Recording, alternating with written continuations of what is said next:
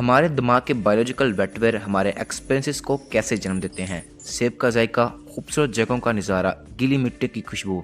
क्या हो अगर मैं आपको बताऊं कि आपके आसपास की दुनिया, इसके भरपूर रंग, स्ट्रक्चर, आवाज़ें, स्मेल, ये सब कुछ एक इल्यूजन है जो आपका ब्रेन क्रिएट कर रहा है। आपके दिमाग के बाहर सिर्फ तवानाई और मादा मौजूद है। लाखों साल की इवोल्यूशन में इंसानी दिमाग ने इस तवानाई और मैटर को सेंसरी एक्सपीरियंस में बदल कर रख दिया है। लेकिन कैसे? ये एक चेकरबोर्ड इल्यूजन है जिसको एडवर्ड एडलसन ने बनाया है। ए और बी स्क्वायर को कंपेयर करें, दोनों डिफरेंट कलर्स के हैं, लेकिन ऐसा नहीं है, ये दोनों ही सेम कलर्स के हैं। इस तरह के इल्यूजन से हमें ये पता चलता है कि जो एक्सटर्नल वर्ल्ड है, हमारा ब्रेन इसके बारे में एक्यूरेट इन्फॉर्मेशन हमें नहीं देता है। एक और एग्जांपल लें, इस इल्यूजन को रोटेटिंग स्नेक इल्यूजन कहते हैं, जिसको अकियोशी किताओका जापान के साइकोलॉजी के प्रोफेसर ने बनाया है। असल में यहाँ पर कुछ नहीं हिल रहा है, लेकिन आपका ब्रेन इसको मोशन में दिखा रहा है, जबकि आपको भी पता है कि ये मूव नहीं कर रहे, ये बिल्कुल ठहरे हुए हैं। आप ये वीडियो अपने मोबाइल पर देख रहे हो और आपने इसको अपने हाथों से पकड़ा हुआ है और ये टच का एहसास आपको हो रहा है फोन को थामे हुए। ये डायरेक्ट एक्सपीरियंस नहीं है। आपको लगता है कि टच का एहसास हमारी हाथों पर हो रहा है, जबकि ये ब्रेन की न्यूरल एक्टिविटी का कमाल है। इसी तरह से सुनना आपके कानों में नहीं हो रहा, देखना आपकी आंखों में नहीं हो रहा। आपके तमाम सेंसरी एक्सपीरियंस ब्रेन में मौजूद न्यूरॉन्स की एक्टिविटी की वजह से हो रहे हैं।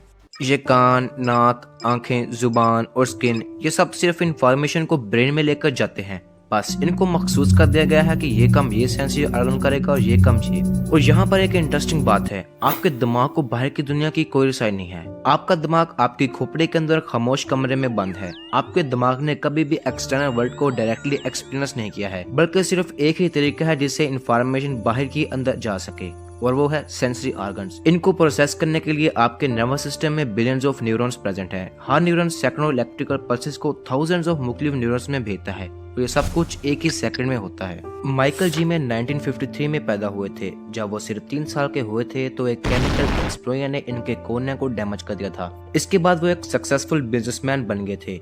2000 में जब इनकी उम्र 46 साल थी तो सैन फ्रांसिस्को के ऑप्थेल्मोलॉजिस्ट ने इनके कोर्निया की ट्रांसप्लांट सर्जरी को परफॉर्म किया। आंखों से पट्टी उतारी गई। इसने अपने बच्चों को देखा, लेकिन वो चेहरों को रिकॉग्नाइज नहीं कर पा रहा था। अपने डॉक्टर और फैमिली की मदद से घर पहुंचे, लेकिन वो जो कुछ भी देख रहे थे इस बात की कोई भी सेंस नहीं बन रही थी। My story is really not about overcoming blindness.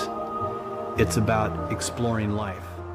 वो दरख्त और इंसान के बिटवीन डिफरेंस नहीं कर पा रहे थे। इससे हमें ये रिजल्ट मिला कि विजुअल सिस्टम एक कैमरे की तरह नहीं है। चीजों को देखने के लिए आपको पहले सीखना होगा कि चीजों को कैसे देखें। सर्जरी के 15 साल बाद भी इनको पढ़ने, लोगों के चेहरों के एक्सप्रेशन को समझने में मसला आता है। देखिए, बेबीज के पास जो कुछ भी हो वो उनको टच करने की कोशिश करते हैं। ये सिर्फ टेक्सचर या शेप जानने के लिए नहीं, बल्कि वो इन एक्शन से चीजों को कैसे देखें ये भी सीख रहे होते हैं। विजन एक होल बॉडी एक्सपीरियंस है। जब बच्चे ब्लॉक से खेलते हैं, किसी भी चीज को चबाने की कोशिश करते हैं, ना सिर्फ वो चीजों को एक्सप्लोर कर रहे होते हैं, बल्कि वो अपने विजुअल सिस्टम को भी ट्रेन कर रहे होते हैं। इससे एक बात तो कंफर्म हो जाती है कि हमारा ब्रेन पहले एक्सटर्नल इंफॉर्मेशन को प्रोसेस करना सीखता है, लेकिन बाहर तो कई तरह की इंफॉर्मेशन है और हमारे पास तो 5 सेंसेस हैं, जो कि हमारा ब्रेन 5 अलग अलग इंफॉर्मेशन को पहले सीखता है कि कैसे समझे इनको और फिर हमें देता है। बट हम तो ब्रेन ही हैं। ब्रेन इंफॉर्मेशन को प्रोसेस करके किसको देता है? हम कौन है या मैं कौन हूँ? क्या मैं दिमाग हूँ?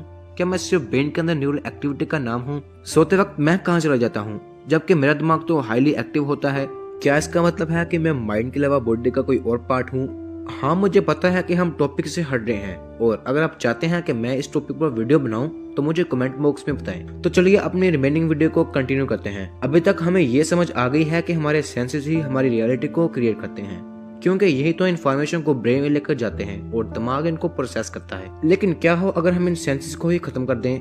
ऐसे में अगर पहले वर्ड को एक्सपीरियंस किया हो तो आपका दिमाग आपकी पास्ट इन्फॉर्मेशन को ही दोहराएगा। मिसाल के तौर पर आप एक अंधेरे कमरे में बंद हैं, बिल्कुल खामोशी है। ऐसे में आपके सेंसेस कोई भी इन्फॉर्मेशन को नहीं ले पाएंगे, तो ब्रेन इस अंधेरे में ही आपको आपका मजा दिखाना शुरू कर देंगे।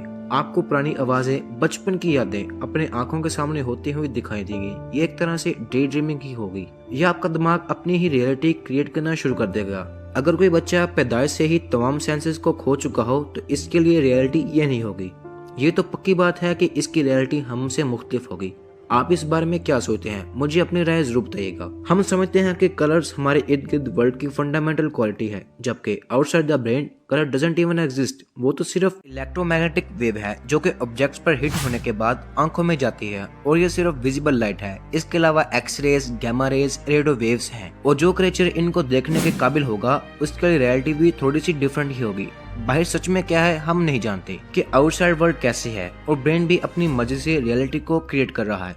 गाइस, कितना अजीब है कि कुछ ही सेंटीमीटर के बाहर आउटसाइड वर्ल्ड का कुछ हमें अता पता ही नहीं। इवन के हमें तो अपने बारे में भी नहीं पता, आउटसाइड वर्ल्ड को तो जरा साइड पे ही रखें। अगर आपको इस वीडियो में कुछ भी नया सीखने को मिला है तो इस वीडियो को लाइक जरूर दें। अपने दोस्तों के साथ वीडियो को जरूर शेयर करें ताकि उनको भी तो पता चले आप कितनी अमेजिंग साइंटिफिक वीडियोस देखते हैं। हमारी मुलाकात जल्दी होगी नई साइंस वीडियो के साथ। तब तक के लिए अपना ख्याल रखेगा, दुआओं में याद रखेगा।